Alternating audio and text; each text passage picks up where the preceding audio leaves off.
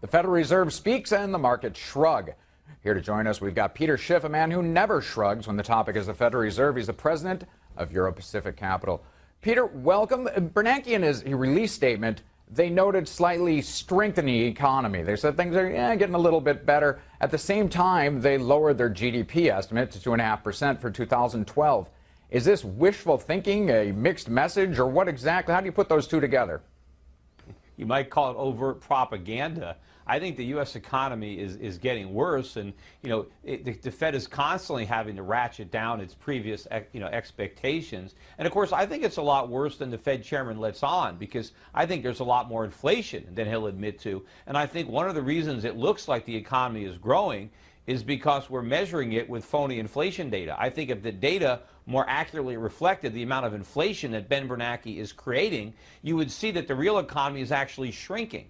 And that's why it's so difficult for people to find jobs. That's why household income is so weak relative to inflation, because the economy is not growing, it's shrinking, and the Federal Reserve's loose monetary policies is one of the main reasons. Now, Bernanke's saying that things would have been much worse. He's in his presser saying that the best reason to have these accommodative policies is because things just would have been terrible without that. Presumably he means, what, 10% unemployment versus the 9% we have now.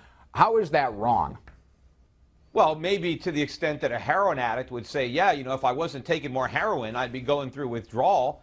Yeah, maybe the withdrawal wouldn't feel as good as being high as a kite, but it's a necessary part of the healing process. By keeping the economy addicted to cheap money, he's preventing a real restructuring from taking place, so we're not going to have a real recovery. Part of the recovery process is higher interest rates, but he won't let that happen. Bernanke refuses to take that punch bowl away, and so the government keeps getting bigger, we keep spending money we don't have, we delay the day of reckoning, and we make our problems bigger because instead of solving them, he's numbing us to the pain with all this cheap money. But meanwhile, the disease is getting worse and worse, and eventually we're going to die of an overdose if he doesn't cut it out. But doesn't the market, to a degree, set the rates? For instance, Standard & Poor's came out and said, listen, the ratings for the U.S. economy are way too high. We're going to take it down to AA+.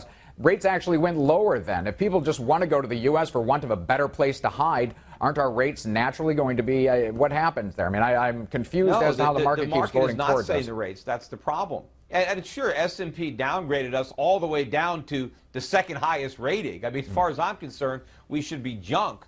But regardless of that, the Fed is in there buying treasuries. Foreign central banks are out there buying treasuries. That is not the market setting rates. That is governments and central banks distorting the market.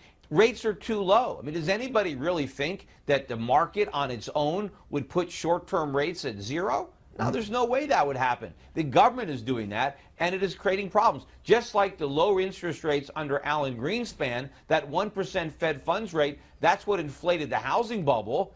That was the consequences. We got a lot of damage to our economy. The whole financial crisis of 2008 has its roots in the cheap monetary policy of Alan Greenspan. We have to ask ourselves, what is the looming crisis that awaits as a consequence of the cheap money policies of Ben Bernanke, because he's being even more reckless than Alan Greenspan. Now, he's got Europe over there that's a much more screwed up situation than Greenspan did. He's also got a fiscal side of the equation that, Bernanke's operating in a vacuum. There's nothing else happening in Washington, D.C. There's no check. There's no balance. You and I can talk about what a fool the guy is. But frankly, there's no governmental policy regarding the economy whatsoever. So what's a guy to do in that situation? There is a governmental policy, and that's hurting the economy more. Yeah.